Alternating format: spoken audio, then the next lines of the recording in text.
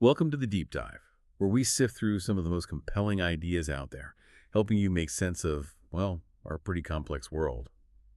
Today we're exploring a really profound feeling, one that often goes unspoken but echoes through so many experiences, that gut feeling of, it's not safe here. Right. And for this deep dive, we're leaning heavily on the powerful work of Dr. Shungu. She's an educational psychologist and equity consultant, and her insights really show how our differences, the visible ones and the invisible ones, fundamentally shape how we experience belonging or exclusion, and ultimately, our sense of safety and connection. That's absolutely right. And our mission today really is to unpack Dr. Murgadz's framework. We're going to explore how we, maybe individually, maybe collectively, often retreat into what she calls these caves. Caves of fear, caves of privilege, maybe even caves of delusion. When we don't feel truly seen or understood or, well, safe, we'll look at what actually stops us from building those bridges of empathy, and maybe how even really small human acts can start to change everything. It's about finding pathways to deeper, more authentic connection for everyone. It's not safe here. Just hearing that phrase, you can feel its impact, can't you? It's so raw, so immediate. It's a feeling that probably resonates with so many of us in all sorts of contexts.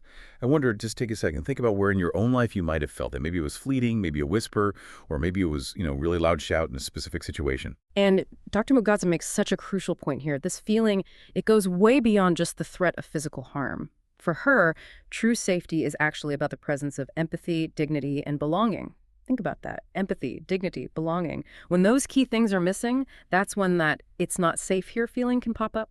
And it can happen in, well, an incredibly wide range of scenarios. The source she provides details everything from, school kids facing racialized bullying, employees stuck in toxic workplaces, people caught in war zones, or honestly, just anyone excluded daily for being different. And it's really vital to grasp, as Dr. Mgadza stresses, this isn't just about race or color. It's about any difference, neurodivergence, maybe a disability, maybe just being the new person, anything that makes someone feel unwelcome or unseen.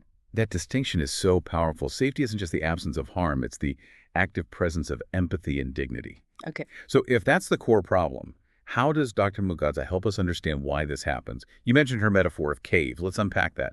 What are these exactly? Yeah, she uses this idea of caves to illustrate the spaces, the mental or sometimes even physical spaces people retreat into, or sometimes get stuck in. Often it's a protective thing, right? Against environments where they feel unsafe or unheard.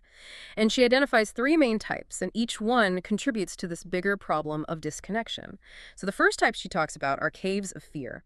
These are spaces where people withdraw because of trauma, maybe intense anxiety, or just repeated experiences of being excluded. It's a deep protective mechanism. Dr. Mugadza specifically brings up examples like autistic children or kids experiencing anxiety-based school refusal. For them, a place like school, which is supposed to be inclusive, can become just overwhelming. Too much sensory input, maybe social confusion, or just a lack of understanding from others. So retreating isn't really a choice, it's more like an urgent response. It's about self-preservation. In these caves, avoidance literally becomes survival. Okay, so it's not about preferring to be alone necessarily. It's a withdrawal because the environment, the system, isn't meeting their needs. That makes a lot of sense. What's the next type of cave? Right. Next up, we have the caves of privilege. Now, these are spaces where people mostly interact with others who are, well, pretty much like them. Similar backgrounds, similar experiences, they look alike, think alike. It creates this kind of social echo chamber, or a bubble. And it insulates them from different perspectives, from the realities that other people face. This lack of exposure, it can inadvertently stop them from really understanding life outside their own sphere.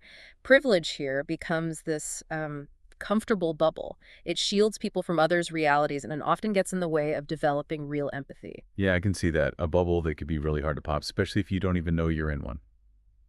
Okay, and then the third type, which you said gets really interesting. Yes, the caves of delusion.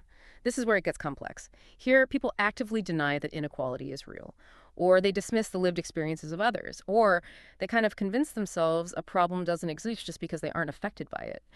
Dr. Mugadza points out that delusion can actually work as a psychological defense mechanism, right? A way to protect your own comfort or your worldview. But, and this is the crucial part, if it goes unchallenged, it actively reinforces systemic injustice.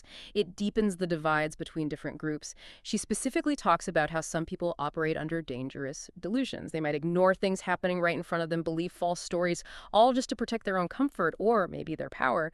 So this kind of delusion becomes like a blinder. It stops people seeing the reality and actively contributes to harm continuing. Wow.